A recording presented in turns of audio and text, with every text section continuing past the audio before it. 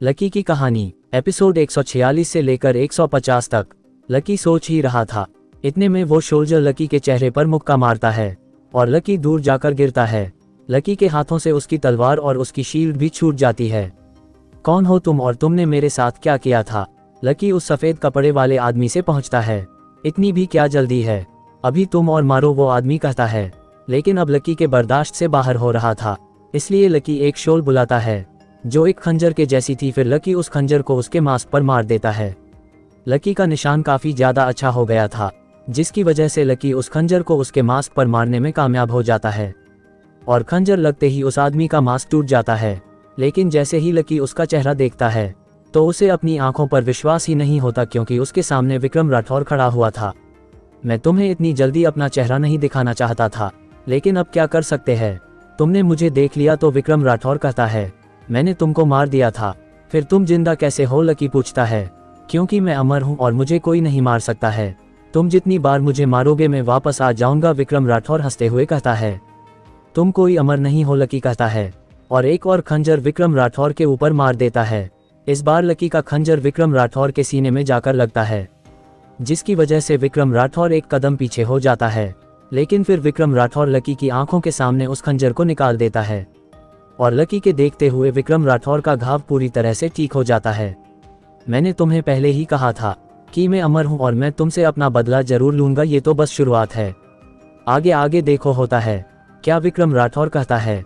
फिर लकी उन दो लोगों की तरफ देखने लगता है जिन्होंने अभी तक मास्क लगा रखा था।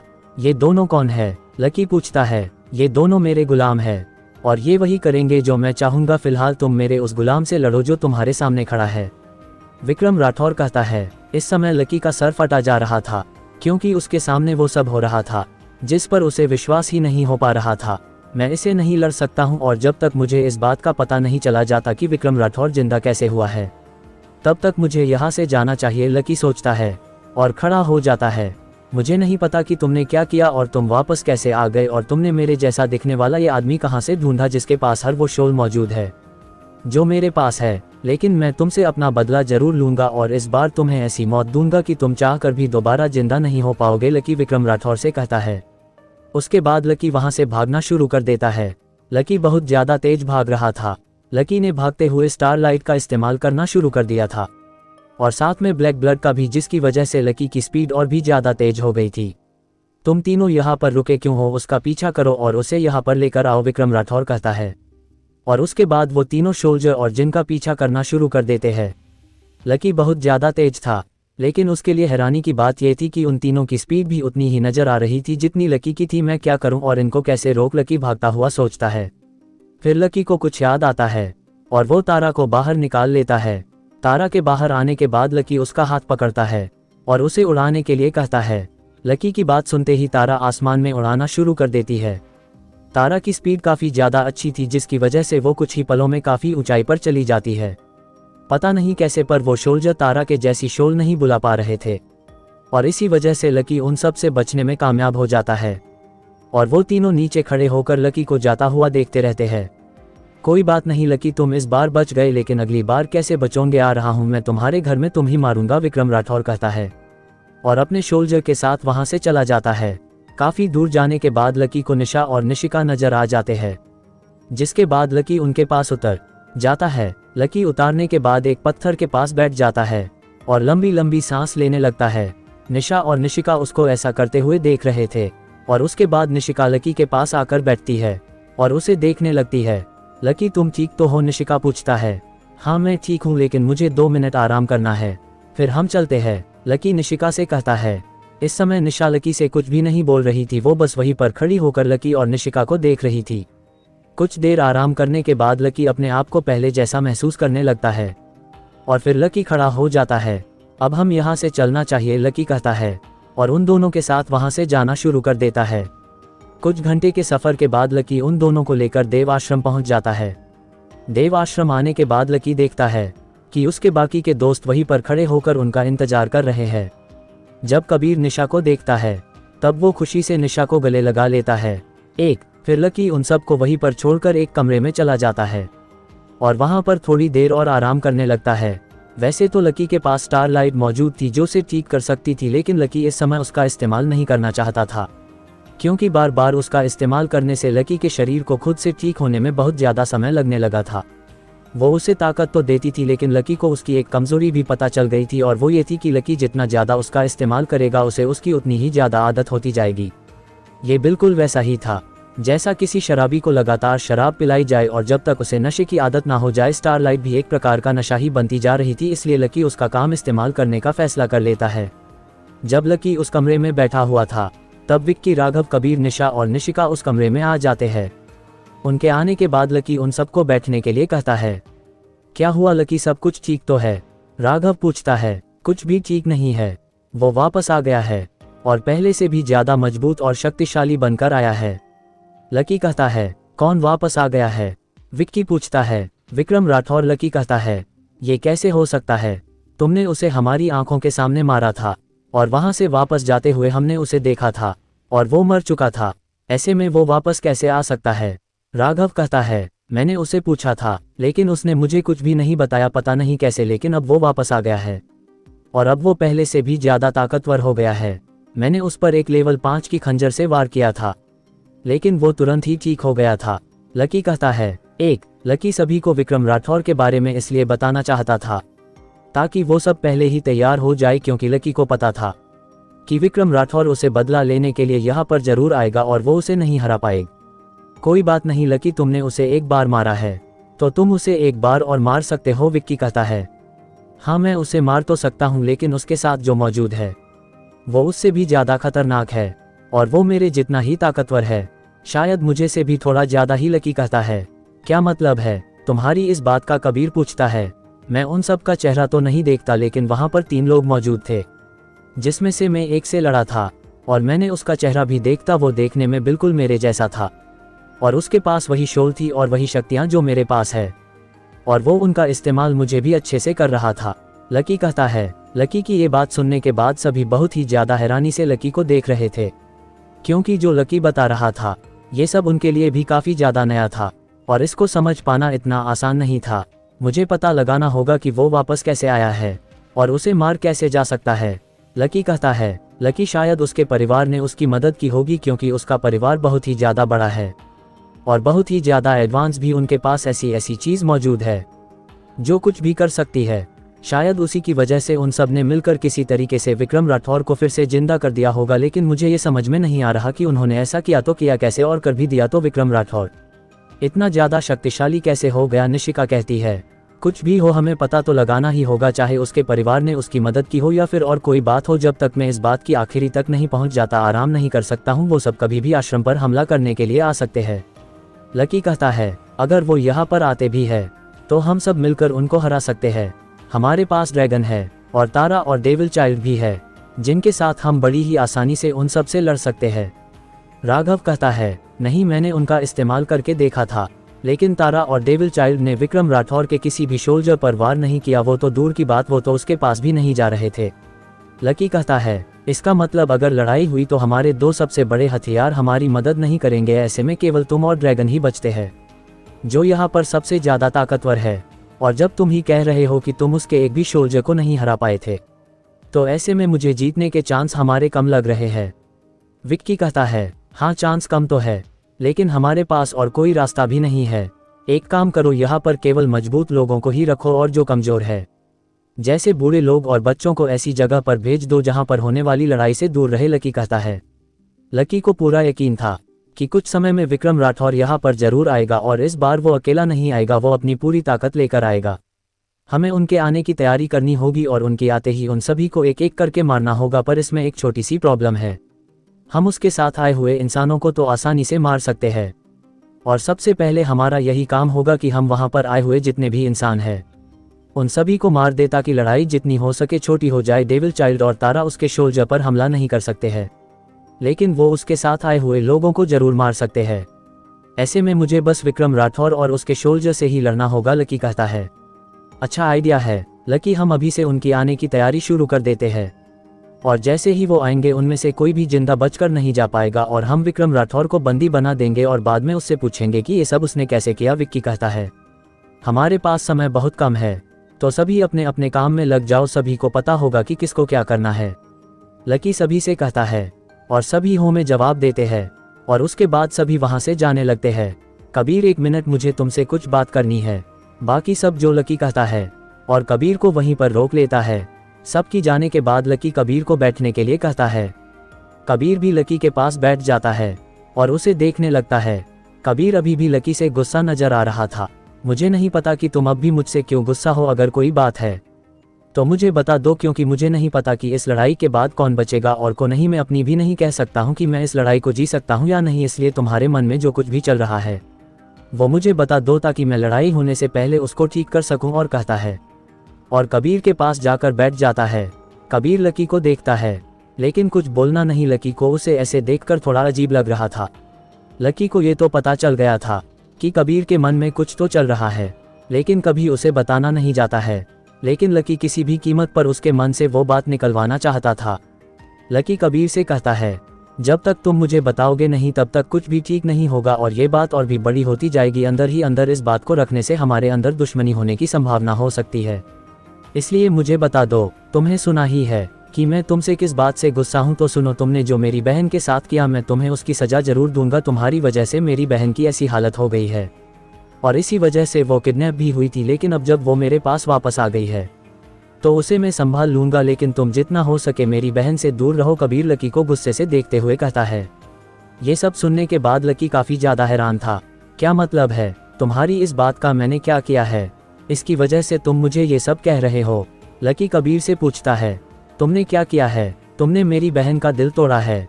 तुम जानते थे कि मेरी बहन तुमसे प्यार करती है, लेकिन फिर भी तुमने उसको छोड़कर निशिका के साथ रहने का फैसला किया की वजह से वो पूरी तरह से टूट गई है। कबीर कहता है, क्या निशा मुझसे प्यार करती है? मुझे इस बारे में कुछ भी नहीं पता था। निशा मेरी बहुत अच्छी दोस्त है और कुछ भी नहीं, उसने मुझे कभी भी ये नहीं कहा कि वो मुझसे प्यार करती है। लकी कहता है, कुछ बातें बताई नहीं जाती लेकिन उनकी आंखों में साफ नजर आती है। कबीर कहता है, देखो मुझे नहीं पता कि तुमने और निशा ने मेरे बारे में क्या सोचा है, लेकिन मैं निशा से बात करूंगा और उसे समझाऊंगा कि ऐसा कुछ भी नहीं हुआ है। लकी कहता है, अगर तुम मेरी बहन से प्यार नहीं करते थे तो तुमने उसे अपने साथ डेट पर जाने के लिए क्यों पूछा? कबीर कहता है, मैंने उसे ऐसे ही पूछ लिया था और हम बस खाना खाने के लिए जाने वाले थे ताकि और कुछ। लकी कहता है, तो तुम ये बात उसे उस दिन साफ साफ बता सकते थे, लेकिन तुमने उसे ऐसा नहीं कहा कि तुम दोनों सिर्फ खाना खाने के लिए जाने वाले हो। तुमने उसे डेट पर जाने के लिए पूछा था और उसने हाँ भी की थी, और ये बात सभी जानते हैं कि एक लड़का और एक लड़की डेट पर क्यों जाते हैं। कबीर कहता है, देखो कबीर, तुम्हारी सोच अलग है और मेरी सोच अलग। मैंने कभी भी ऐसा नहीं सोचा था कि मैं निशा के साथ अपनी लाइफ बिताऊंगा, और ना ही मैंने कभी उसे प्यार किया था। वो मेरी सबसे अच्छी दोस्त थी और कुछ भी नहीं। लकी कहता है, तुम अपनी बकवास बंद करो। तुमने जो किया है उसके बाद मेरी बहन को ठीक होने में बहुत ज्यादा समय लगने वाला है। तुमने उसकी आंखों के सामने निशिका को प्रपोज किया, उसे आई लव यू कहा। कबीर कहता है, मैंने कब उसकी आंखों के सामने ये सब किया? लकी पूछता है, उस दिन उस होटल में जहां तुम और निशिका डेट पर आए हुए थे, वही मैं अपनी बहन को वहां पर खाना खिलाने के लिए लेकर गया था और वहीं पर उसने तुम दोनों को दिखा। तुम पहले ही ये सोच कर गए थे कि तुम उसे प्रपोज करोगे और तुमने उसके लिए एक रिंग भी दी थी। कबीर कहता है, मुझे निशा से बात करनी है। तुम मेरी बात नहीं समझोगे, लेकिन निशा मेरी बात को जरूर समझोगी। मुझे पूरा यकीन है कि मैं निशा को सब कुछ अच्छे से समझा दूंगा। लकी कहता है और फिर वो वहां से चला जाता है। रुक जाओ लकी, तुम्हें ऐसा कुछ करने की कोई जरूरत नहीं है। ऐसा करने से मेरी बहन को और ज्यादा बुरा लगेगा। कबीर कहता है, लेकिन लकी नहीं रुकता है। वो बस निशा से बात करने के लिए ज्यादा रहता है। कुछ दूर जाने के बाद लकी को निशा नजर आ जाती है और लकी उसके पास जाकर उससे कहता है, मेरे साथ चलो, मुझे तुमसे कुछ बात करनी है। तुम देख नहीं रहे मैं कुछ काम कर रही हूँ, तुम बाद में बात कर लेना। निशा कहती है और दूसरी तरफ देखने लगती है। मैं जानता हूँ कि तुम मुझसे किस बात के लिए गुस्सा हो और मुझे वही बात ठीक करनी है। मुझे सब कुछ पहले जैसा करना है। मैंने कबीर से तो बात की है, लेकिन अब मुझे तुमसे बात करनी है। लकी कहता है, लेकिन मुझे तुमसे अभी कोई बात नहीं करनी है, इसलिए तुम यहाँ से चले जाओ। निशा कहती है। लकी को सब कुछ ठीक करना था, इसलिए वो निशा के पास जाता है और उसका हाथ पकड़ लेता है। उसके बाद लकी उसको वहाँ से ले जाता है, क्योंकि वहाँ पर काफ़ी लोग थे और सबके सामने बात करनी ठीक नहीं थी। निशा उसको रोकने की कोशिश कर रही थी, लेकिन लकी नहीं रुकता है। लकी निशा को एक खाली जगह पर ले आता है अब मेरी बात का जवाब दो, क्या तुम मुझसे प्यार करती हो? लकी कहता है। लकी की ये बात सुनने के बाद निशा हैरानी से लकी को देखने लगती है और कुछ देर देखने के बाद वो हाँ में जवाब दे देती है। क्या मैं कभी तुमसे ये कहा कि मैं तुमसे प्यार करता हूँ? लकी पूछता है। नहीं, निशा बोलती है। अगर तुम मुझसे प्यार करती थी तो तुम्हें पहले मुझे बताना चाहिए था, तब बात कुछ अलग होती, लेकिन अब तुम जानती हो कि मैं निशिका को प्रपोज कर दिया है और ऐसे में मैं अब उसको छोड़कर तुम्हारे पास नहीं आ सकता हूँ। लकी कहता है। निशा लकी की तरफ देख रही थी और उसकी आंखों में हल्का हल्का पानी नजर आने लगा था। मेरी बात सुनो, मान लो तुम मेरी जगह पर होती और मैं तुम्हारी जगह पर तुमने निशिका को प्रपोज कर दिया होता हो, तुम ये बात जानती होती कि वो तुमसे प्यार करती है और कहीं ना कहीं तुम भी मुझसे प्यार करती हो और उसके साथ रहना चाहती हो। ऐसे में मैं तुम्हारे पास आकर ये कहता कि मैं तुमसे प्यार करता हूं, तो क्या तुम निशिका को छोड़कर मेरे पास आती? लकी कहता है। कभी नहीं, निशा कहती है। तो अब मैं ऐसा कैसे कर सकता हूं? तुम मेरी सबसे अच्छी दोस्त हो और हमेशा रहोगी। तुम हमारी दोस्ती को निशिका की जलन से खराब मत करो, क्योंकि एक बार अगर हमारी दोस्ती खराब हो गई तो ठीक नहीं हो पाएगी। एक की वजह से 3 दोस्ती टूट रही है। अगर तुम अलग होती हो तो तुम्हारे साथ साथ कबीर भी अलग हो जाएगा और उसके साथ हम तीनों फिर कभी भी नहीं मिल पाएंगे। लकी कहता है। तो मैं क्या करूं? निशा पूछता है। मैं जानता हूं तुम मुझसे प्यार करती हो, लेकिन तुम उस प्यार को यहीं पर रोक दो, क्योंकि ये प्यार हमारी दोस्ती पर भारी पड़ सकता है। लकी कहता है और उसे बताने लगता है कि वो क्या कर सकती है। तुम जैसे पहले मेरे साथ रहती थी अभी भी वैसे ही रह सकती हो, हम हमेशा की तरह दोस्त बनकर रह सकते हैं। लकी कहता है। लकी की हम बात सुनने के बाद निशा रोने लगती है और लकी उसके पास जाता है और उसे गले से लगा लेता है। कुछ दिन अजीब जरूर होगा, लेकिन उसके बाद सब कुछ पहले जैसा हो जाएगा। तुम भी इन सब चीजों को भूलने की कोशिश करो, लकी कहता है और निशा के साथ बाहर आ जाता है। अब निशा पहले से थोड़ी ठीक नजर आ रही थी, लेकिन वो वहां पर नहीं रुकती है। वो अपने कमरे में चली जाती है और लकी भी उसके पीछे नहीं जाता, क्योंकि लकी को पता था कि उसे कुछ समय दिशा को अकेले ही छोड़ना चाहिए, जिससे वो सब कुछ अच्छे से समझ सके। उसके बाद लकी अपने बाकी के काम में लग जाता है और शाम होने पर लकी अपने दोस्तों के साथ एक और मीटिंग करता है। लकी, तुमने जैसा कहा था वैसा हमने कर दिया है। जो कमजोर थे और लड़ नहीं सकते थे, हमने उनको अलग जगह पर भेज दिया है और वहां पर उनके रहने का पूरा इंतजाम कर दिया है। जब तक सब कुछ ठीक नहीं हो जाता है तब तक वो सब वहीं पर रोकने के लिए तैयार हो गए हैं। राघव कहता है। ये तो अच्छी बात है, लेकिन इतने से बात नहीं चलेगी। अगर यहाँ पर लड़ाई होती है तो हमारा देव आश्रम बर्बाद हो सकता है। इसे एक बार ठीक करने में बहुत ज़्यादा समय लग गया था और शायद दूसरी बार इसको ठीक करना और भी ज़्यादा मुश्किल हो सकता है। इसलिए जब भी लड़ाई होगी हमें उसे लड़ाई को देव आश्रम से दूर ही करना होगा, लकी कहता है। तो हम क्या कर सकते हैं? विक्की पूछता है। एक काम करो, अपने लोगों को देव आश्रम के बाहर की तरफ छोड़ दो और उनको ये काम दो कि जब भी उनका कोई देव आश्रम की तरफ आता हुआ नजर आए तो वो तुरंत हमें आकर बता दे, क्योंकि हम उस लड़ाई को देव आश्रम से जितना दूर हो सके करेंगे, ताकि हमारे देव आश्रम के अंदर कम से कम नुकसान हो, लकी कहता है। ठीक है, लिए मैं अभी जाकर कुछ लोगों को इस काम के लिए लगाता हूँ, विक्की कहता है। और कुछ भी करना होगा हमें पूरी तैयारी करनी होगी, हमारे पास ज़्यादा लोग नहीं है। वो राठौर परिवार से है और उसके पास बहुत ज़्यादा लोग मौजूद है। ऐसे में वो कितने लोगों को अपने साथ लेकर आएगा ये हम नहीं जानते हैं। ऐसे में हमें और भी ज़्यादा मजबूत होने की ज़रूरत है, लकी कहता है। लेकिन लकी, इतने कम समय में हम मजबूत कैसे हो पाएंगे? ऐसी हालत में हम तो किसी शिकार पर भी नहीं जा सकते हैं जिसे हम अपने सुपर पॉइंट को ज़्यादा कर ले, और जिन बीस्ट को हमने पकड़ रखा है उनसे भी सुपर पॉइंट लेने में काफ़ी ज़्यादा इंतजार करना होगा, राघव कहता है। मैं जानता हूँ कि इतनी जल्दी ताकतवर होना ठीक नहीं है और हुआ भी नहीं जा सकता है। मैं तो कुछ और करने की सोच रहा हूँ, हमें किसी और की मदद लेनी होगी, लकी कहता है। क्या तुम किसी तरीके से मेरी बात विवेक ओबरॉय से करवा सकते हो? लकी पूछता है। हम किसकी मदद ले सकते हैं? विक्की पूछता है। लेकिन तुमको उससे बात क्यों करनी है? वो तो तुम्हारा ही दुश्मन है और वो तुम्हें मारना ही जाएगा अगर तुम उसकी मदद लेते हो और लड़ाई के बीच में वो तुम्हारे खिलाफ चल जाता है, तब उसे कोई भी नहीं रोक पाएगा, विक्की कहता है। हमारे पास और कोई रास्ता नहीं है। अगर विवेक ओबरॉय हमारा साथ देता है तब वो सुपर सोल्जर से लड़ने में जरूर कामयाब हो जाएगा, क्योंकि उसकी ताकत मुझसे ज़्यादा है। उस दिन लड़ाई में उसकी एक गलती की वजह से वो हार गया था, लेकिन इस बार वो ऐसी कोई गलती नहीं करेगा और वो सुपर सोल्जर को आसानी से हरा देगा, लकी कहता है। ठीक है लकी, अगर तुम्हें यही लगता है कि वो हमारी मदद कर सकता है तब मैं कुछ करता हूँ और कुछ देर में उससे बात करने की कोशिश करता हूँ, राघव कहता है। उसके बाद वो मीटिंग वहीं पर ख़त्म हो जाती है और जिसको जो काम दिया गया था वो उसे काम को करने के लिए चला जाता है। लगभग 1 घंटे के बाद राघव एक टैबलेट लेकर आता है जिसके अंदर एक वीडियो कॉल चल रही थी और वो वीडियो कॉल और किसी के साथ नहीं विवेक ओबरॉय के साथ थी। लकी उस टैबलेट को लेता है और उसके अंदर देखने लगता है। कैसे हो मेरे दोस्त, लकी विवेक ओबरॉय से कहता है। विवेक ओबरॉय कुछ नहीं बोलता और लकी को हैरानी से देखता रहता है। मुझे तुम्हारी मदद की जरूरत है क्योंकि मेरे आश्रम पर एक बहुत बड़ा खतरा आने वाला है और मैं अकेला उसे नहीं हरा पाऊंगा। मुझे अपनी दोस्तों की मदद चाहिए और इन सब में तुम मेरे सबसे मजबूत दोस्त हो। अगर तुम मेरा साथ देते हो तो मैं इस लड़ाई को जीत पाऊंगा, लकी कहता है। फिर लकी विवेक ओबरॉय को सारी बात बताने लगता है कि उसकी लड़ाई किस होने वाली है और उसका दुश्मन कितना ज्यादा ताकतवर है और उसके पास कौन कौन सी शक्तियां मौजूद है। लकी की सारी बात सुनने के बाद भी विवेक ओबरॉय कुछ नहीं कहता है और चुपचाप लकी को देखकर रहता है। उसके बाद विवेक ओबरॉय उस टैबलेट को अलग रख देता है और फोन को काट देता है। फोन के काटने के बाद राघव लकी से कहता है, इसने तो कुछ कहा ही नहीं, अब और कोई है जो हमारी मदद के लिए आ सकता है।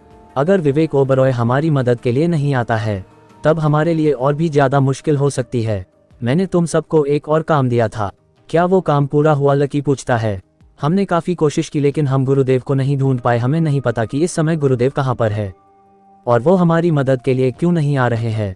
उन्होंने पिछली बार भी हमारी मदद नहीं की थी और हमारे देव आश्रम को बर्बाद होने दिया था और इस बात भी मुझे नहीं लगता कि वो हमारी मदद के लिए आएंगे, राघव कहता है। ये तो गलत बात है लेकिन हम कुछ नहीं कर सकते हैं। अगर गुरुदेव हमारी मदद नहीं करना चाहते हैं तो हमें हमारी मदद खुद ही करनी होगी। हमें जिसको बुलाना था उन सब ने आने से मना कर दिया है।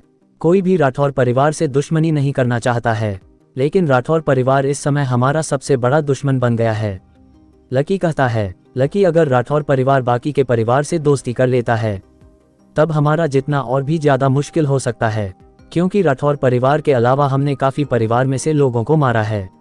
ऐसे में वो सब भी हमसे बदला लेने की सोच रहे हैं और जब पिछली बार उन्होंने हमसे बदला लेने की कोशिश की थी तब हमने उनमें से किसी को नहीं मारा था, हमने बस उन सब की शोल छीन ली थी। ऐसे में उनको इस बात का गुस्सा भी होगा कि हमने उनकी शोल को नीलम कर दिया और इसीलिए वो राठौर परिवार का साथ जरूर देंगे, राघव कहता है।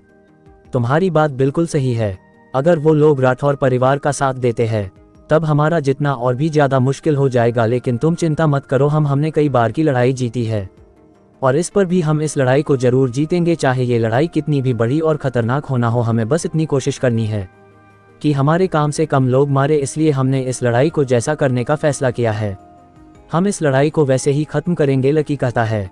विक्की कमरे में आता है और लकी से कहता है कि उसने लोगों को बाहर काम पर लगा दिया है और अब वो वहां पर नजर रख रहे हैं, लेकिन हम कब तक डर डर कर यहाँ पर रहते रहेंगे, करने की क्या जरूरत है, जो होगा देखता जाएगा। लेकिन तुम चिंता मत करो, अगर मुझे ऐसा लगा कि इस लड़ाई को हम नहीं जीत सकते हैं तो मैं खुद अपनी जान विक्रम राठौर को दे दूंगा ताकि वो तुम सबको छोड़ दे और मुझे पूरा यकीन है कि वो मेरे और ड्रैगन के बदले में तुम सबको जरूर छोड़ देगा, लकी मुस्कुराते हुए कहता है।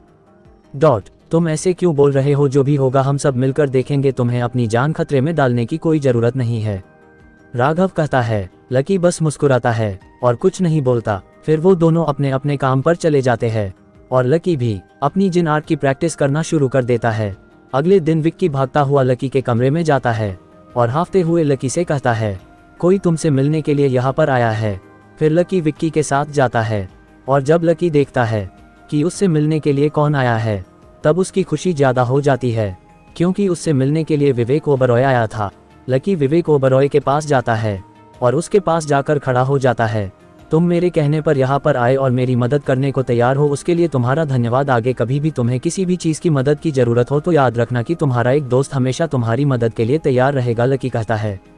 वैसे तो मुझे लड़ाई पसंद नहीं, पर मुझे तुमसे काफ़ी कुछ पूछना है और उसके बदले में मैं तुम्हारी मदद करूंगा, विवेक ओबरॉय कहता है। क्या पूछना है बताओ, लकी कहता है। इस समय लकी देव आश्रम की रक्षा के लिए कुछ भी करने को तैयार था और अगर लकी के कुछ बताने पर विवेक ओबरॉय उसकी मदद के लिए तैयार हो जाता है तो इससे अच्छी बात लकी के लिए क्या ही हो सकती थी।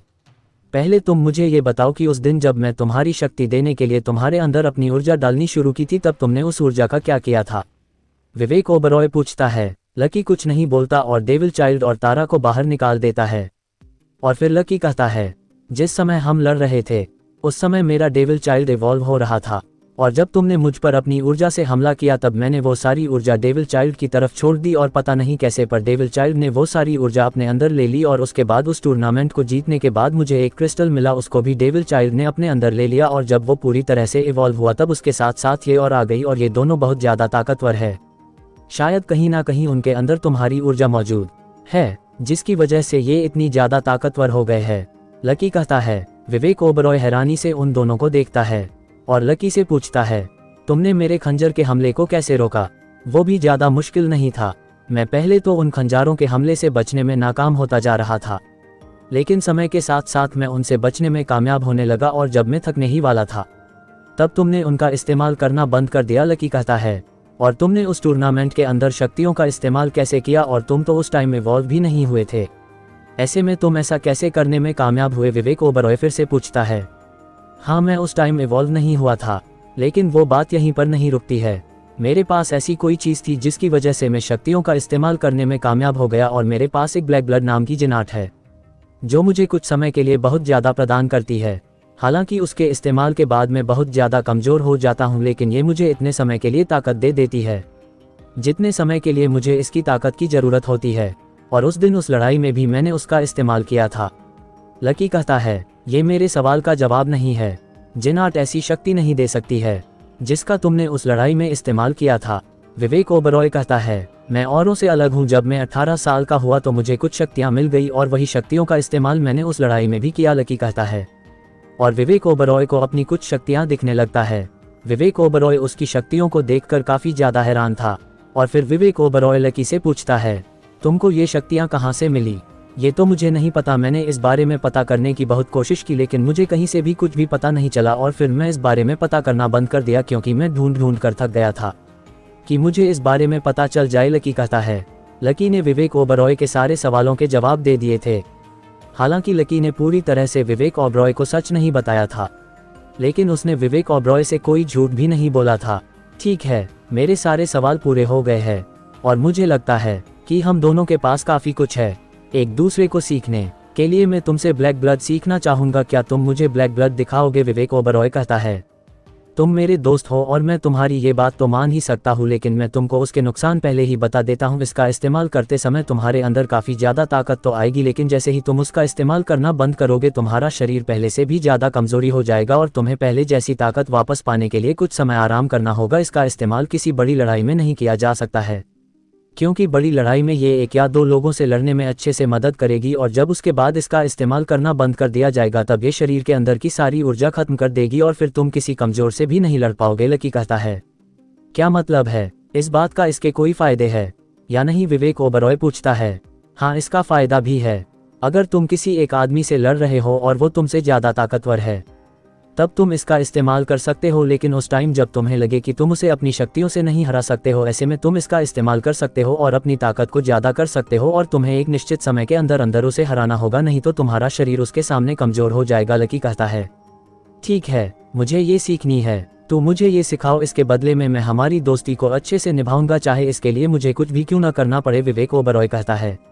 ये हुई ना बात, अगर तुम मेरे साथ हो तो हम दोनों मिलकर किसी से भी लड़ सकते हैं और जीत भी सकते हैं। अब आने दो विक्रम राठौर को उसे भी पता चले कि जब दोस्तों का साथ होता है तब दुनिया की कोई भी ताकत उसे नहीं हरा सकती है, लकी मुस्कुराते हुए कहता है। वैसे राठौर परिवार से दुश्मनी करना आगे जाकर काफ़ी ज़्यादा मुश्किल भरा होने वाला है। उनका परिवार बहुत ज़्यादा ताकतवर है। हालांकि मुझे उनके परिवार से डर नहीं लगता है, लेकिन मैं तुम्हारे लिए डर रहा हूँ। अगर हमारी लड़ाई राठौर परिवार से होती है और अगर हम जीत जाते हैं तो उनके लिए ये काफ़ी शर्मनाक बात होगी और ऐसे में वो इस बात का बदला लेने की कोशिश जरूर करेंगे और अगर सही तरीके से राठौर परिवार इस लड़ाई में शामिल हो गया तब ये लड़ाई इतनी बड़ी हो जाएगी कि तुम सोच भी नहीं सकते हो। अभी केवल हमें पता है कि इस सब के पीछे राठौर परिवार है, लेकिन राठौर परिवार के कितने लोग इसमें शामिल है हमें ये नहीं पता है, विवेक ओबरॉय कहता है। मैं जानता हूँ कि लड़ाई तो बड़ी होने ही वाली है और उसको रोकना हमारे हाथ में नहीं है। अगर हम नहीं लड़ते हैं तो आज ही मारे जाएंगे और अगर अपनी पूरी ताकत लगाकर लड़ते हैं तब हमारे पास एक मौका होगा इन सब में जीतने का, और अगर हम जीत जाते हैं तो उसके बाद पूरे देवग्रह में किसी की हिम्मत नहीं होगी कि वो देव आश्रम के साथ किसी भी तरह की दुश्मनी कर सके, लकी कहता है। जैसा तुम सोच रहे हो वैसा होता है तो अच्छी बात है, अगर नहीं हुआ तो क्या हो, कुछ हो सकता है। तुम उसके बारे में भी सोच लो, मैंने तुमसे दोस्ती कर ली है तो मैं अपनी दोस्ती का फर्ज निभाऊंगा और देव आश्रम की रक्षा के लिए किसी से भी लड़ूंगा, विवेक ओबरॉय कहता है। विवेक ओबरॉय की बात सुनने के बाद लकी उसको देखकर मुस्कुराने लगता है। लकी को उम्मीद थी कि उनके पास जीतने का एक मौका है। जब लकी और विवेक ओबरॉय बातें कर ही रहे थे, इतने में कहीं पर धमाका होता है जिसकी आवाज पूरे देव आश्रम में फैल जाती है और फिर एक आदमी भागता हुआ उन दोनों के पास आता है और कहता है एक बहुत बड़ी सेना देव आश्रम की तरफ आ रही है। ये सुनने के बाद लकी और विवेक ओबरॉय हैरान हो जाते हैं और जल्दी से बाहर की तरफ जाने लगते हैं। वो छत पर जाते हैं जहां पर एक दूरबीन लगी हुई थी जो काफी दूर तक दिखा सकती थी, जिसमें वो देखते हैं कि विक्रम राठौर अपने 3 सोल्जर के साथ और 500 से ज्यादा लोगों के साथ देव आश्रम की तरफ आ रहा है। ये हमसे 5 किलोमीटर दूर है। ये जिस स्पीड से आ रहा है ये 1 घंटे में हम तक पहुंच जाएगा। हमें इसको बाहर ही निपटना होगा, हम यहाँ पर लड़ाई नहीं कर सकते हैं। लकी कहता है कितने लोगों से लड़ना आसान नहीं होने वाला है। विवेक ओबरॉय कहता है चाहे कोई भी कितना भी ताकतवर क्यों ना हो, वो एक साथ इतने लोगों से लड़ने की हिम्मत नहीं कर सकता है। लेकिन विवेक ओबरॉय लकी की हिम्मत देखकर काफी ज्यादा हैरान था। लकी अपनी तलवार उठाता है जो बहुत ज्यादा मजबूत नजर आ रही थी और लकी ओमकार की तलवार निशा को देता है क्योंकि निशा तलवार चलाने में काफी ज्यादा अच्छी थी। लकी के गॉन्टलेट्स कबीर के पास थे और निशिका के पास पहले ही एक फाइनल लेवल का हथियार था। लकी ने विक्की और राघव को भी एक फाइनल लेवल का हथियार दे दिया था। तुम्हारी तलवार तो पहले से भी ज्यादा मजबूत नजर आ रही है, तुमने क्या किया था? इसके साथ विवेक ओबरॉय लकी की तलवार देखते हुए कहता है मैंने कुछ नहीं किया, बस ये तलवार अपग्रेड हो गई है। लकी मुस्कुराते हुए कहता है लेकिन ये तो कोई शोल नहीं है, फिर तुमने इसको अपग्रेड कैसे किया? विवेक ओबरॉय हैरानी से पूछता है मैंने कुछ समय पहले एक फाइनल लेवल के बीस्ट का शिकार किया था और उसको करने के बाद मुझे एक क्रिस्टल मिला जिसने मेरी तलवार को अपग्रेड करने में मदद की। वो बीस्ट काफी ज्यादा अजीब था, उससे लड़ने में मुझे बहुत ज्यादा मेहनत करनी पड़ी, लेकिन आखिरी में मैं जीत गया और मेरी तलवार किस्मत से ऐसी बन गई। लकी मुस्कुराते हुए कहता है। लकी विवेक ओबरॉय को यह नहीं बताना चाहता था कि उसे वो तलवार उस गुफा में मिले क्रिस्टल की वजह से अपग्रेड हुई थी। अब तक बहुत ज्यादा बीस्ट का शिकार किया गया है, लेकिन अभी भी ऐसे भी मौजूद है जिनके बारे में किसी को भी कुछ नहीं पता है और फाइनल लेवल बीस्ट के बारे में कुछ समय पहले ही सभी को पता चला है, जिसकी वजह से कोई नहीं जानता कि उनके द्वारा मिलने वाली शोल किस काम आती है और उनके पास कौन कौन सी पावर मौजूद होती है। इसलिए विवेक ओबरॉय लकी की बात पर विश्वास कर लेता है। तुम्हारी जंजीर भी काफी ज्यादा मजबूत लग रही है, ये तुम्हें कहां से मिली? विवेक ओबरॉय लकी की जंजीर देखते हुए कहता है पहले लकी ने तलवार को जंजीर से बांधकर अपनी पीठ पर लटका रखा था और जब उसने उसे खोल दिया तब उसके एक हाथ में तलवार थी और दूसरे हाथ में वो जंजीर। ये एक फाइनल लेवल का हथियार है जो ज्यादा काम तो नहीं आता है, लेकिन इसकी मदद से किसी को भी बांधा जा सकता है और वो उसे बाहर नहीं आ पाएगा। लेकिन मैं इसे किसी को भी नहीं बांधता हूँ, लेकिन ये तलवार को साथ में लेकर चलने में काफी मदद करती है। लकी कहता है अब तक तुमने कितने फाइनल लेवल के बीस्ट मारे हैं? विवेक ओबरॉय पूछता है मैंने उनकी गिनती तो नहीं की है, लेकिन 20-25 तो होंगे ही। लकी मुस्कुराते हुए कहता है कुछ देर में लड़ाई होने वाली है और विवेक ओबरॉय लकी के चेहरे की मुस्कान देखकर काफी ज्यादा हैरान हो रहा था। लकी की मुस्कान देखकर लग रहा था कि उसे किसी भी बात का कोई भी डर नहीं है। कुछ देर बाद जब वो दोनों नीचे की तरफ आते हैं तब वो देखते हैं कि वहां पर पहले ही सब तैयारी हो गई है और देव आश्रम के सबसे मजबूत लोग उनके सामने खड़े हुए हैं।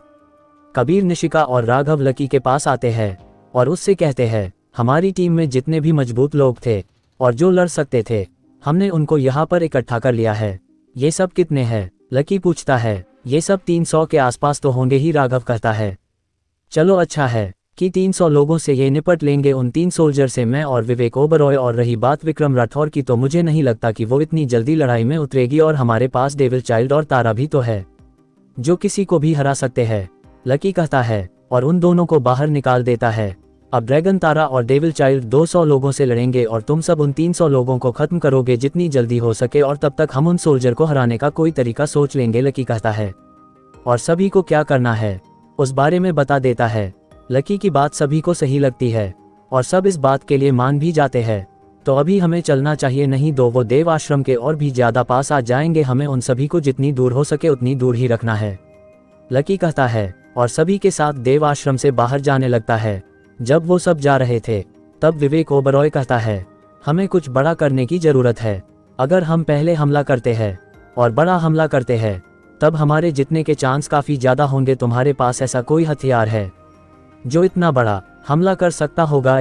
मेरे पास ऐसा कोई हथियार तो नहीं है, लेकिन ऐसी चीज़ ज़रूर है जो इतना बड़ा हमला कर सकती है, लकी कहता है। उससे पहले हमें एक बार विक्रम राठौर से बात करनी चाहिए, क्या पता ये सारी चीज़ बात करने से ठीक हो जाए और बिना वजह इतने लोग ना मारे, लकी कहता है। फिर लकी और बाकी सब 1 किलोमीटर दूर आते हैं देव आश्रम से। तब उनके सामने विक्रम राठौर अपने लोगों के साथ पहुंच जाता है। तुम तो रास्ते में ही मिल गए, मैं तो तुम्हारे पास ही आ रहा था, विक्रम राठौर कहता है। उसकी कोई ज़रूरत नहीं है, तुम जैसे लोगों की देव आश्रम में कोई जगह नहीं है, इसलिए तुम देव आश्रम से दूर ही रहो, लकी कहता है। तुम इतने लोगों को मारना चाहते हो जो इन्हें अपने साथ ले आए, विक्रम राठौर कहता है। मैं तो चाहता हूँ इनमें से कोई भी ना मारे, तुम मेरे साथ लड़ाई कर लो और जो जीतेगा देव आश्रम और उसके लोग उसी के, लकी कहता है। लकी को पूरी उम्मीद थी कि अगर वो विक्रम राठौर से लड़ता है तो वो जरूर विक्रम राठौर को हरा देगा, चाहे वो पहले से कितना भी ज़्यादा ताकतवर क्यों ना हो गया हो। अरे तुम समझ नहीं, मुझे लोगों को मारना पसंद है। वैसे एक समय पर इनमें से कुछ लोग मेरे लिए काम करते थे और अब तुम्हारे साथ काम कर रहे हैं, तो उनको तो मैं सबसे पहले मारूंगा, लेकिन उन सबको मारने से पहले मुझे तुमको मारना है, क्योंकि मेरी दुश्मनी सबसे ज़्यादा तुम्हारे साथ ही है, विक्रम राठौर कहता है। तो एक ख्वाहिश तुम्हारी कभी भी पूरी नहीं होगी, क्योंकि आज तुम्हारा आखिरी दिन है, ना कि मेरा, लकी कहता है। 1 मिनट, तुमने कब से अपने दुश्मन के साथ हाथ मिला लिया, विक्रम राठौर विवेक ओबरॉय से कहता है। जब से तुम जैसे लोग इस हद तक उतर गए हैं, विवेक ओबरॉय कहता है। कोई बात नहीं, तुम्हारे मरने के बाद तुम्हारा शरीर भी मेरे काम आएगा और तुम्हारे खून से भी मैं कुछ सोल्जर बनाऊंगा, विक्रम राठौर कहता है। ये सुनने के बाद लकी की आंखें बड़ी बड़ी हो जाती है और उसे याद आता है कि जिस दिन वो जंगल में बेहोश उठा था तब उसके हाथ पर बहुत सारे इंजेक्शन के निशान थे।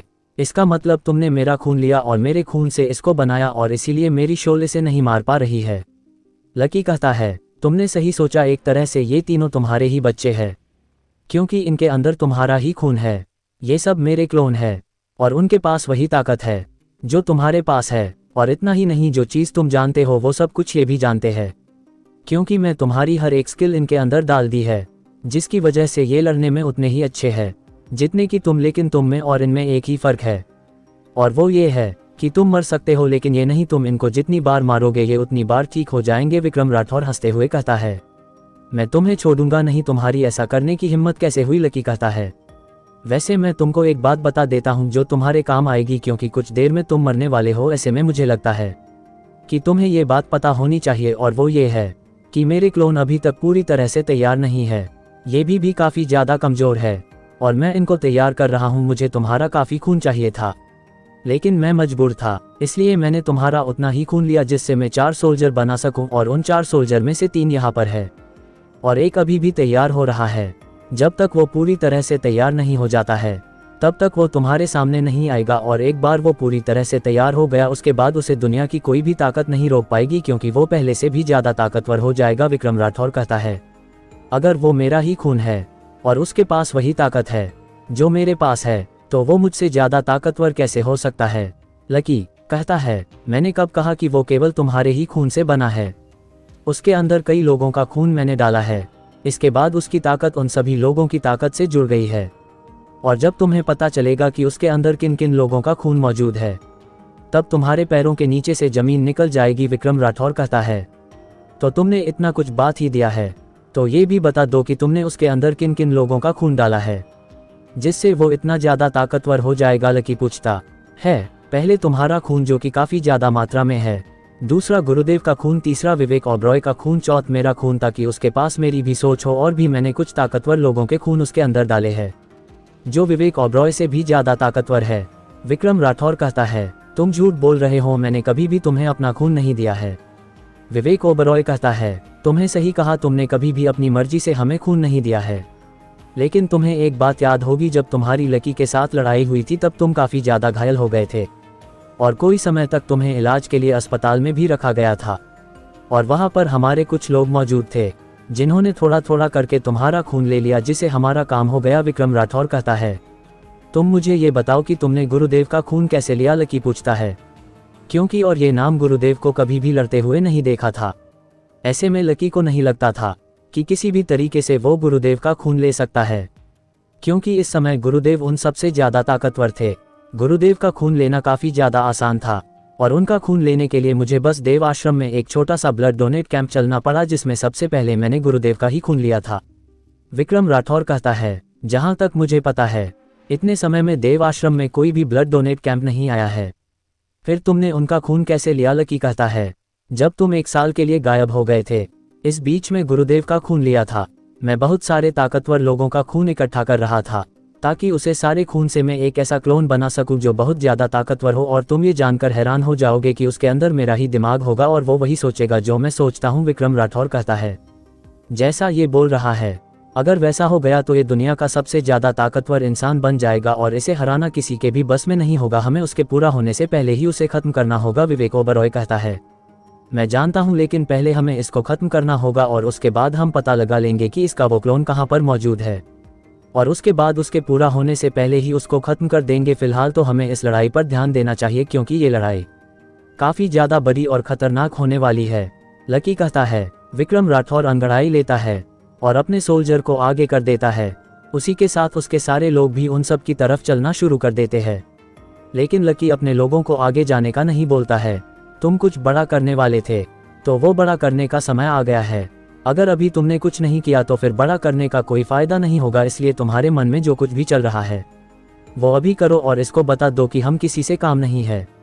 विवेक ओबरॉय कहता है, ठीक है। लकी एक जोरदार सिटी बजाता है। लकी के ऐसा करते ही एक जोरदार आवाज आती है और आसमान के अंदर एक काली परछाई नजर आने लगती है। उस परछाई की वजह से नीचे अंधेरा सा हो गया था और सभी लोग ऊपर की तरफ देख रहे थे कि क्या उनकी तरफ आ रहा है।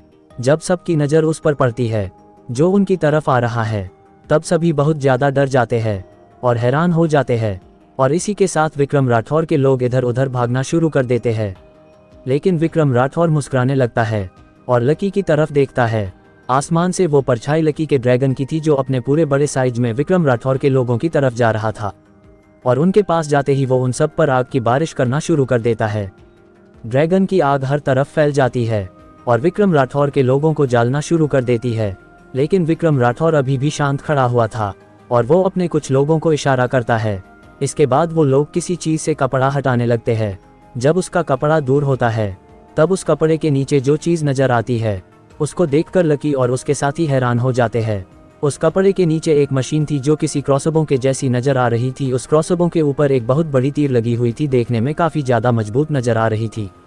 उसके बाद विक्रम राठौर उस क्रॉसबो के पास जाता है और उस ड्रैगन की तरफ करके चला देता है। उस क्रॉसबो से एक तीर निकलता है जिसकी स्पीड बहुत ज़्यादा तेज थी और वो सीधा जाकर ड्रैगन के सीने में लगता है, और वो तीर ड्रैगन के अंदर आधा चला जाता है, जिसकी वजह से ड्रैगन दर्द में चीलता है।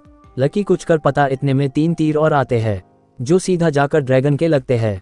इसके बाद ड्रैगन हवा में ज़्यादा देर तक नहीं रख पाता है और नीचे गिर जाता है।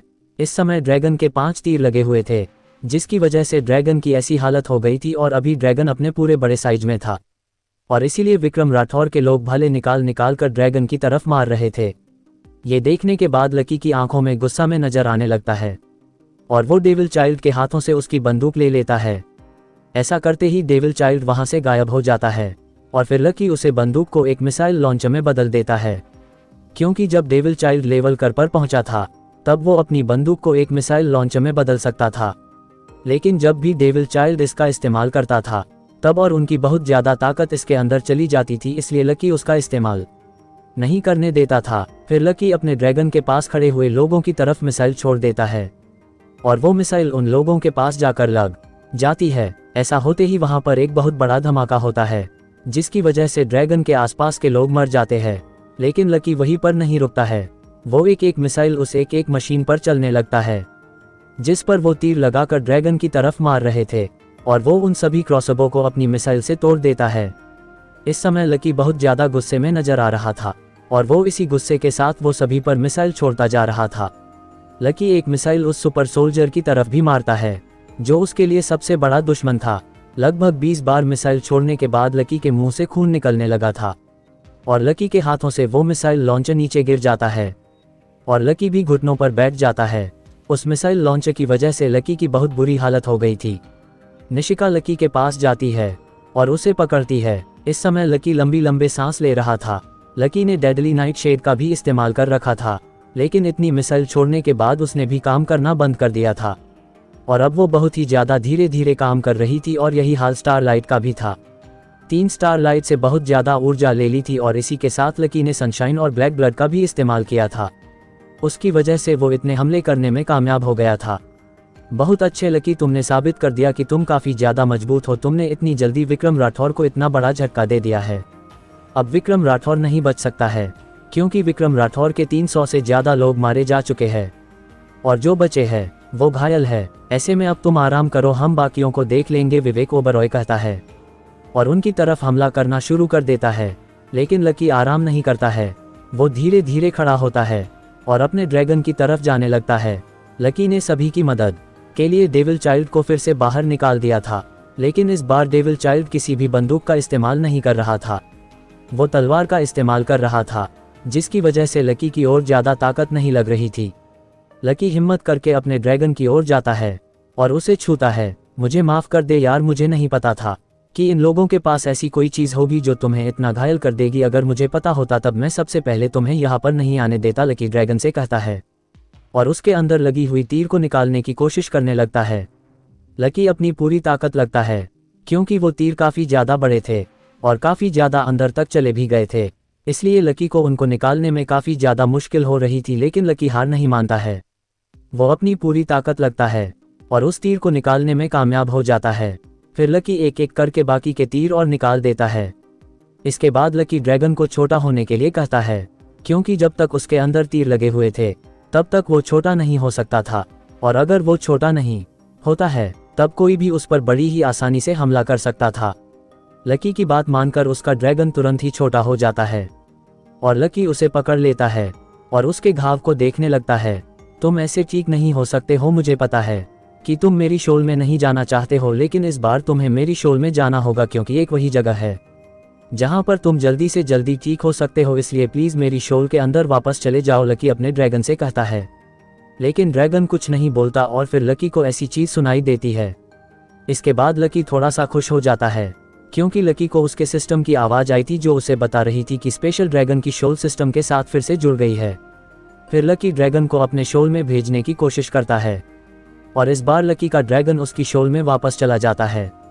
शायद लकी की ड्रैगन के पास कोई ऐसी खासियत मौजूद थी जिसकी वजह से वो लकी से अलग हो भी सकता था और फिर से उसके पास भी आ सकता था और वो अपनी मर्जी से ही लकी के शोल के अंदर जा सकता था। ड्रैगन को शोल में भेजने के बाद लकी बैठ जाता है क्योंकि उसका एक बहुत बड़ा काम हो गया था और अब उसे अपने ड्रैगन की चिंता करने की कोई भी ज़रूरत नहीं थी, क्योंकि जब हर कोई उसके ड्रैगन को देखता था तब हर कोई उसके ड्रैगन को पाने की कोशिश करता था, क्योंकि हर किसी को पता है कि ड्रैगन के दिल से क्या हो सकता है। लकी वहीं पर बैठकर अपने दोस्तों को लड़ता हुआ देखता है। इस समय विक्रम राठौर किसी से भी नहीं लड़ रहा था। लकी ने सोचा था विक्रम राठौर एक जगह पर खड़ा होकर सब कुछ देख रहा था। विवेक ओबरॉय उससे सुपर सोल्जर से लड़ रहा था, जिसके साथ एक बार लकी लड़ चुका था, और बाकी के 2 सुपर सोल्जर जो इतनी मजबूत नहीं लग रहे थे इतना वो पहले वाला था। उसके साथ निशा का कबीर, राघव और विक्की लड़ रहे थे। इसमें निशा बाकी लोगों के साथ विक्रम राठौर के लोगों से लड़ रही थी। लकी जल्दी से जल्दी ठीक होने की कोशिश कर रहा था, लेकिन वो कितनी भी जल्दी कर ले लेकिन ठीक नहीं हो पा रहा था। मिसाइल लॉन्चर का इस्तेमाल करना अब लकी के लिए काफ़ी ज़्यादा खतरनाक हो गया था। मिसाइल लॉन्चर इतना ज़्यादा काम का था, उतना ही ज़्यादा लकी के लिए खतरनाक भी था। अगर लकी कुछ और मिसाइल उसे चलता तो लकी मर भी सकता था, लेकिन इस समय वो मिसाइल लकी के हाथ में थी, जिसकी वजह से लकी के कमज़ोर होने के बाद उसके हाथों से वो मिसाइल छूट गई थी। लेकिन अगर वो मिसाइल डेविल चाइल्ड के पास होती तो वो और ज़्यादा गोलियां चल पाता, क्योंकि वो तब तक लड़ सकता था जब तक लकी जिंदा है, और वो ऐसे में मिसाइल लॉन्चर से सारी गोलियां चला देता, जो लकी के लिए काफ़ी ज़्यादा खतरनाक हो सकती थी। वही लड़ाई के अंदर विवेक ओबरॉय उस सुपर सोल्जर के सामने खड़ा हुआ था और अपनी तलवार से उस पर हमला करने की कोशिश कर रहा था। सुपर सोल्जर विवेक ओबरॉय को एक जोर का मुक्का मारता है, लेकिन विवेक ओबरॉय उसके इस वार से अपने आप को बचा लेता है। लेकिन फिर विवेक ओबरॉय कुछ कर पाता उससे पहले ही वो सुपर सोल्जर लकी की शील्ड निकाल लेता है। जो भी उसके पास ही थी, लकी ये सब कुछ होता हुआ देख रहा था। पहले तो उसे लगा था कि जो हथियार जो निकलता है वही वो सुपर सोल्जर भी निकल सकता है, लेकिन अब लकी उसे इतनी दूरी पर था, लेकिन फिर भी उसने उस शील्ड को निकाल लिया था। लेकिन लकी इस बात से काफ़ी ज़्यादा शांत था कि उसके पास वैसी तलवार नहीं है जैसी उसके पास मौजूद है। अगर उसके पास वैसी तलवार होती तो विवेक ओबरॉय का जितना और भी ज्यादा मुश्किल हो जाता। लकी विवेक ओबरॉय से कहता है, इसकी शील्ड पर किसी भी तरह का हमला मत करना, क्योंकि ये शील्ड तुम्हारी एनर्जी को अपने अंदर इकट्ठा कर लेगी और बाद में इस एनर्जी से तुम पर हमला करेगी, जो काफी ज्यादा खतरनाक होगा। विवेक ओबरॉय लकी की बात सुनकर उसकी तरफ देखता है और फिर उस सोल्जर से लड़ता शुरू कर देता है। विवेक ओबरॉय कोशिश कर रहा था कि वो उसकी शील्ड पर हमला न करे, लेकिन वो कितनी भी कोशिश क्यों न कर ले, लेकिन विवेक ओबरॉय के कुछ हमले शील्ड पर होने में कामयाब हो जाते हैं, क्योंकि वो सोल्जर बार बार विवेक ओबरॉय के हर हमले के सामने उस शील्ड को ला रहा था। कुछ हमले होने के बाद वो सोल्जर उस शील्ड को विवेक ओबरॉय को मारता है और ऐसा करते ही वहां पर एक धमाका हो जाता, जिसके बाद विवेक ओबरॉय काफी दूरी पर जाकर गिरता है। मैं तुमसे पहले ही कहा था कि ये शील्ड इतना खतरनाक हमला कर सकती है, लकी कहता है और अपनी तलवार विवेक ओबरॉय की तरफ फेंक देता है और उसे कहता है, ये लो और इससे लड़ो, ये तुम्हारी जीतने में काफी ज्यादा मदद करेगी। इस समय विवेक ओबरॉय लकी के लिए लड़ रहा था, इसकी वजह से लकी विवेक ओबरॉय को अपनी तलवार देने से पीछे नहीं हटता है, क्योंकि अगर विवेक ओबरॉय को कुछ हो गया तब लकी को नहीं लगता था कि उसका जितना आसान होगा। फिर जल्दी से विवेक ओबरॉय लकी की तलवार को उठा लेता है। लकी की तलवार उठाते ही विवेक ओबरॉय के अंदर एक अजीब सी ताकत आ जाती है। उसे अपने अंदर ये ताकत बहुत ज्यादा अच्छी लग रही थी और फिर विवेक ओबरॉय उस सोल्जर की तरफ जाता है और उसकी शील्ड पर हमला कर देता है। इस हमले की वजह से वहां पर एक धमाका हो जाता है और विवेक ओबरॉय और वो सुपर सोल्जर दोनों दूर दूर जाकर गिरते हैं। उस तलवार के एक ही हमले ने शील्ड को पूरी तरह से चार्ज कर दिया था और वो इतनी ज्यादा चार्ज हो गई थी कि वो अपने आप ही ब्लास्ट हो गई। जब दोनों खड़े होते हैं तब वो सोल्जर देखता है कि उसकी शील्ड में एक दरार आ गई है, लेकिन वो दरार तुरंत ही ठीक होनी शुरू हो जाती है। ये देखकर विवेक ओबरॉय हैरान होता है, लेकिन कुछ नहीं करता। लेकिन लकी को पता था कि ऐसा क्यों हो रहा है, क्योंकि वो एक स्पेशल शील्ड थी जिसकी वजह से वो इतनी आसानी से ऐसी बर्बाद नहीं हो सकती थी और इसीलिए वो इतनी जल्दी से ठीक भी हो रही थी। लकी को इस खूबी के बारे में पता नहीं था, क्योंकि आज से पहले कभी भी उसने ऐसा कुछ अपने साथ होते हुए नहीं देखा था। अभी तक लकी पूरी तरह से ठीक नहीं हुआ था और अभी भी उसे आराम करने की जरूरत थी, लेकिन विवेक ओबरॉय और उस सोल्जर की लड़ाई काफी ज्यादा दिलचस्प होती जा रही थी और अब विवेक ओबरॉय को देखकर ऐसा लग रहा था कि वो भी अब पीछे हटने को तैयार नहीं है। वो अब किसी भी कीमत पर उस सुपर सोल्जर को मारने की कोशिश जरूर करेगा, चाहे इसके लिए उसे अपनी जान क्यों ना देनी पड़े। विवेक ओबरॉय को मजबूत लोगों से लड़ना काफी ज्यादा पसंद था, क्योंकि ऐसा करने पर उसे हर बार काफी कुछ सीखने को ही मिलता था। इसलिए विवेक ओबरॉय ऐसे लोगों को ढूंढता था जो काफी ज्यादा मजबूत हो और फिर उनके साथ लड़ाई करता था। लेकिन लकी के बाकी दोस्तों की हालत इस समय अच्छी नहीं लग रही थी। बाकी के दो सोल्जर उसके सभी दोस्तों पर भारी पड़ते हुए नजर आ रहे थे। सुपर सोल्जर की ताकत लकी के जितनी तो नहीं थी, लेकिन उसकी ताकत लकी से काम भी नहीं थी। लेकिन लकी को यह पता चल गया कि वो एक ही सोल्जर ऐसा है जो लकी की हर एक ताकत का इस्तेमाल कर सकता है और बाकी के दो केवल कुछ ही शक्तियों का इस्तेमाल और कुछ ही शोल का इस्तेमाल कर सकते हैं। इसकी वजह से उन दोनों को हराना उस पहले वाले को हराने से ज्यादा आसान हो सकता है। लेकिन इस समय लकी नहीं लड़ सकता था और विवेक ओबरॉय अभी एक बड़ी लड़ाई में था। ऐसे में उनकी मदद करने वाला वहां पर कोई भी नहीं था। लकी ठीक होने की पूरी कोशिश कर रहा था, लेकिन अभी तक मिसाइल लॉन्चर के असर को खत्म नहीं कर पाया था। लेकिन दूसरी तरफ विक्रम राठौर की सभी लोग या तो मर गए थे या फिर घायल हो गए थे, क्योंकि लकी ने पहले ही उसके काफी लोगों को मार दिया था और जो बचे थे वो घायल थे, जिसकी वजह से लकी ने उन सबको हरा दिया था। आगे क्या होगा जानने के लिए सुनिए अगला एपिसोड। आप सुन रहे हैं लकी की कहानी, lucky the super hero, only on Rakesh story channel पर।